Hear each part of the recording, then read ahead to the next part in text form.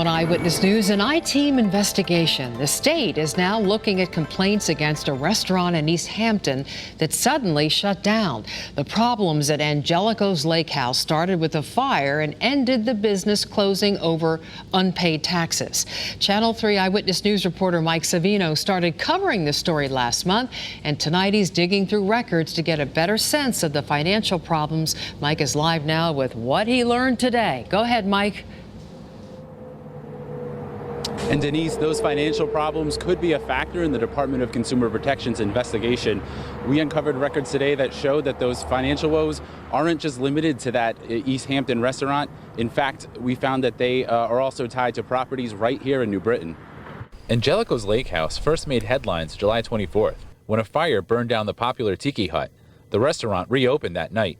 Days later, on July 28th, they had a fire sale selling gift cards half off. The next day, on Monday, July 29th, the State Department of Revenue Services shut the place down, suspending its sales tax permit over unpaid taxes. Now the Department of Consumer Protection is investigating. Officials with DCP declined to talk with us today, other than to say that they have received 7 complaints since we first covered this story.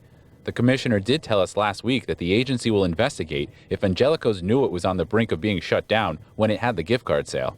The Department of Labor has a separate investigation into unpaid wages after getting a complaint from an employee last week. Public records show the Angelico family has had tax problems over the last several years. The family owes more than $40,000 in back taxes on properties in East Hampton. Today, records show similar problems in New Britain. New Britain has liens on 5 properties, including this one, the location of the former Angelico's Cafe on East Main Street. Other properties include rental homes on Connerton Street. In total, records show the family owes nearly $100,000 in back taxes to New Britain. Mayor Aaron Stewart declined to comment for this story. We tried to reach members of the Angelico family, visiting addresses listed for 2 family members and calling, but getting no response. Additionally, an attorney the family has used in a foreclosure suit did not respond to a request for comment. With that investigation ongoing, Consumer Protection says anyone can still file a complaint. Anyone looking to do so can find out how on our Channel 3 app. Fire investigators, meanwhile, say they still have not determined what caused the fire at that restaurant. Reporting live from New Britain, Mike Savino, Channel 3 Eyewitness News. All right, thank you, Mike. We're following some